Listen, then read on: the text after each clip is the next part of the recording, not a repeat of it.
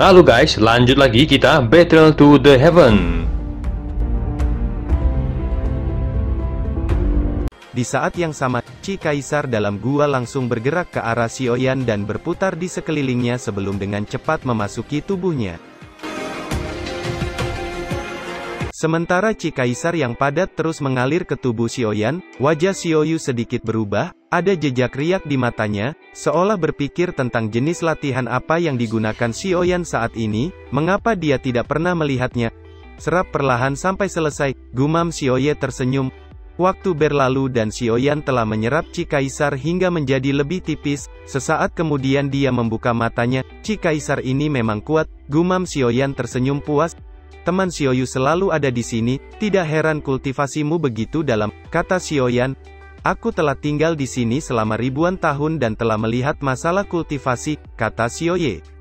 Kamu mengatakan bahwa ini adalah tempat di mana Chi Kaisar adalah yang terkuat, aku tidak tahu tempat apa ini, kata Xiaoyan.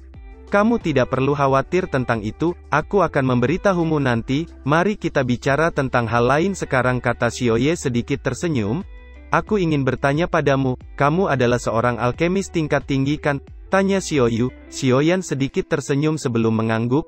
Jangan khawatir, tentu saja aku tidak punya niat lain, hanya sedikit orang yang berani memasuki lantai 3 hutan mayat, apalagi seorang alkemis yang kuat sepertimu, kata Xiaoyu.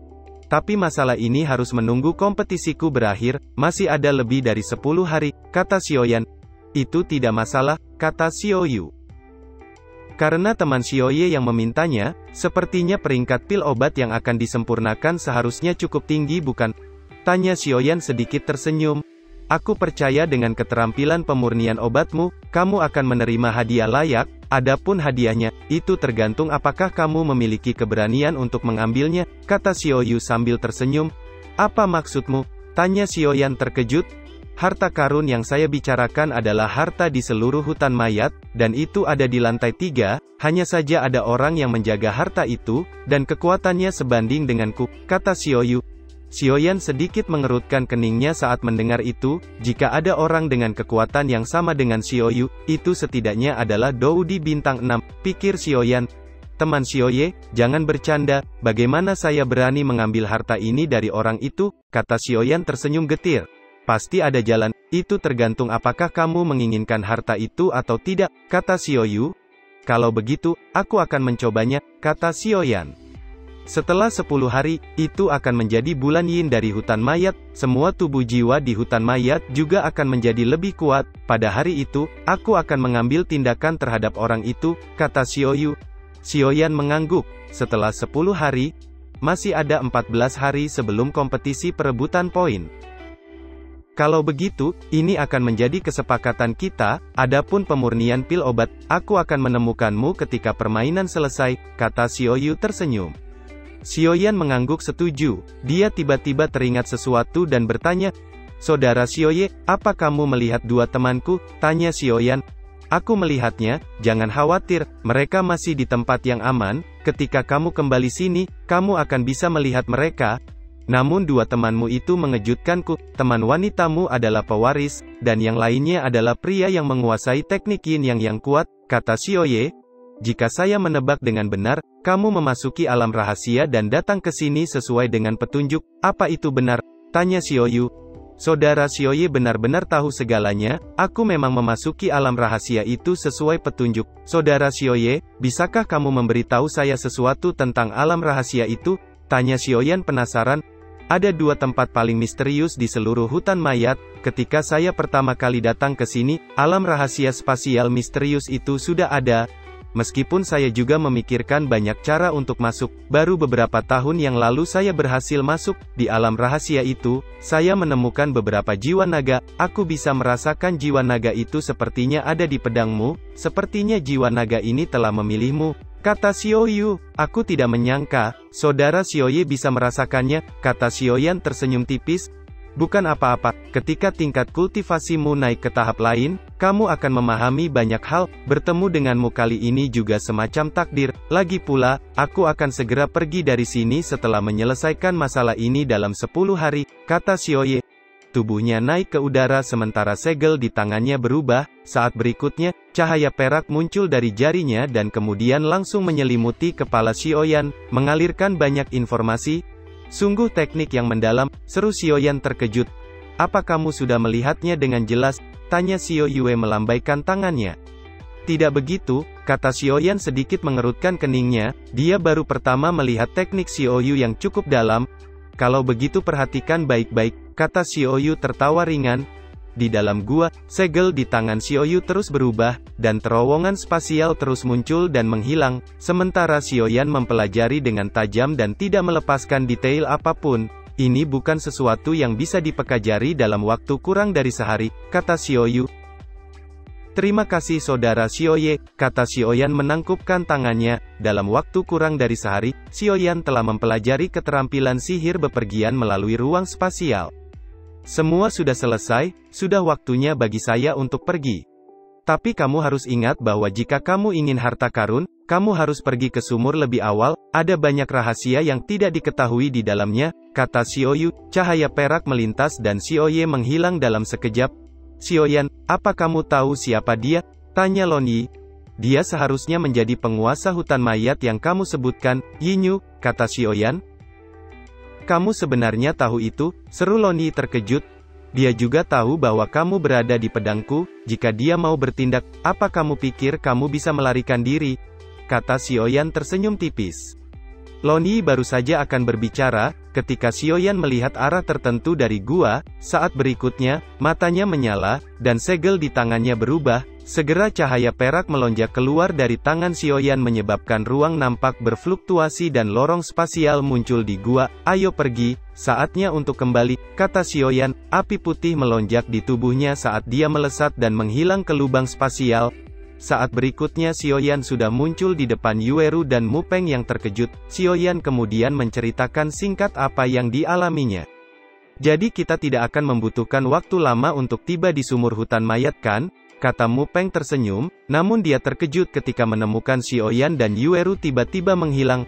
Lantai 3 ini benar-benar aneh, seru Mupeng menemukan ada sesuatu yang salah. Douchi segera melonjak di tubuhnya. Meskipun Xiaoyan dan Yueru tidak terlihat, namun dia samar-samar merasa bahwa mereka berada di sisinya, tetapi mereka terhalang oleh sesuatu yang aneh. Kuharap aku tidak bertemu dengan Sirius bulan perak, gumam Mupeng, segera melambaikan tangannya. Teknik yin yang hancurkan untukku, kata Mupeng melihat titik terang di depan kirinya. Douchi biru melesat keluar dari tubuhnya dan segera menghantam titik cahaya itu hingga hancur. Itu Mupeng, seru Yueru. Tempat ini benar-benar berbahaya, aku tidak tahu kekuatan apa yang menghalangiku, kata Mupeng dengan getir. Karena semua orang baik-baik saja, ayo pergi, kata Xiaoyan. Ketiganya segera bergerak menuju kedalaman. Setelah beberapa saat, mereka bertiga menemukan tempat untuk beristirahat. Xiaoyan juga menyalakan api unggun dan ketiganya beristirahat di depan api. Xiaoyan, sepertinya kita tidak perlu memasuki tempat yang begitu dalam. Tampaknya ada binatang kuat yang menakutkan di kedalaman lantai 3 hutan, kata Mupeng sedikit khawatir. Tapi selalu ada suara yang membimbingku, dan suara itu sepertinya berada di kedalaman lantai 3 hutan mayat. Salah satu hal penting yang kita ikuti dalam kompetisi seleksi kali ini juga berada di lantai 3 hutan mayat kan? Kata Xiaoyan. Mupeng juga terkejut mendengarnya. Bagaimana mungkin ada suara aneh seperti yang dikatakan Xiaoyan? Karena ini masalahnya. Aku tidak punya pilihan selain menyerahkan hidupku untuk menemani pria itu, kata Mupeng dengan sengaja memasang ekspresi tegas, membuat Xiaoyan dan Yueru tertawa keras. Keesokan harinya, Xiaoyan dan lainnya bersiap untuk pergi. Long Yi, apakah kamu tahu lokasi sumur itu? Kata Xiaoyan menggunakan kekuatan jiwanya untuk berbicara dengan Long Yi. Aku tahu, lewat arah sana, jawab Long Yi. Xiaoyan juga melangkah maju, dan kekuatan jiwa segera membungkus mereka bertiga untuk mencegah kedatangan musuh. Dengan kekuatan jiwa besar itu, Xiaoyan juga samar-samar merasa bahwa ada beberapa kekuatan yang cukup kuat, satu sangat panas, satu sangat kuat di kedalaman spasial. Xiaoyan, ada apa? Tanya Yueru menyadari ada yang salah dengan ekspresi Xiaoyan. Tidak apa-apa, aku menemukan beberapa aura yang familiar, tapi aku tidak tahu siapa itu, lupakan saja, ayo pergi ke tujuan kita dulu, kata Xiaoyan segera melesat menuju tempat di mana sumur kering itu berada. Di satu tempat nampak beberapa sosok hitam sedang berkumpul. Brengsek, kenapa batasan di sini begitu kuat, kita bertiga tidak bisa membukanya, kata sosok hitam menatap pintu hitam besar di depannya. Pintu gerbang raksasa ini sangat kuat, kata Hong Ye sedikit mengerutkan keningnya, tangannya baru saja menyentuh pintu raksasa hitam ketika perasaan dingin segera menghantam tubuhnya dan dengan cepat mundur. Tidak sampai 10 meter ke belakang, tubuh jiwa abu-abu itu melihat sekeliling dan kembali ke gerbang raksasa hitam. Gerbang raksasa hitam ini sangat aneh, kata Yu Kuan. Sepertinya kita hanya bisa menunggu sampai bulan Yin datang 8 hari lagi. Pada saat itu, energi tubuh jiwa di seluruh hutan mayat Yin akan meroket, yang akan sangat meningkatkan kekuatan kita, kata sosok hitam. Mereka baru saja akan pergi, tetapi mereka menemukan ada aura yang agak aneh perlahan muncul dari belakang. Siapa itu? Seru Hong Ye dengan dingin. Douci bintang 6 yang menakutkan segera melonjak keluar. Ini aku, kata sosok perlahan muncul dari kehampaan. Kaisar Iblis, seru Hong Ye terkejut saat melihat sosok berjubah hitam di depannya. Hong Ye samar-samar menemukan bahwa napasnya sangat lamban, dia jelas terluka parah. Apa yang terjadi pada Kaisar Iblis? Seru beberapa sosok hitam lainnya.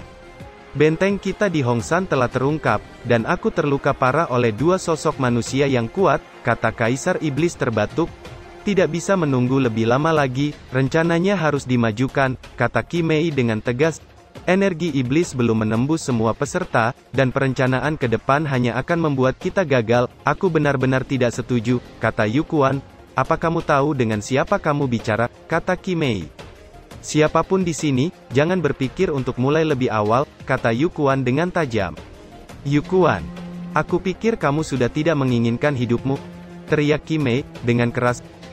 Aku tidak tahu siapa yang tidak sabar untuk hidup, kata Yu Kuan dengan dingin.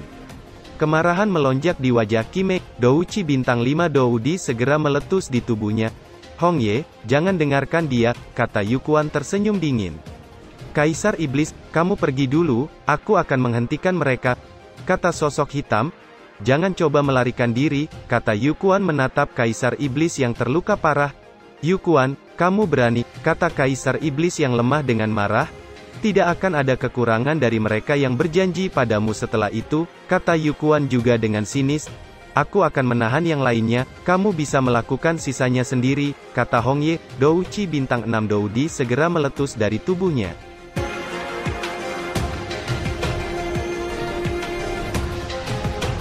Cerita pun selesai, nantikan spoiler selanjutnya guys. Buat yang belum subrek, dibantu subrek yo guys, biar jalan terus spoilernya. Buat yang udah subrek, mudahan dilancarkan rezekinya. See you and ciao.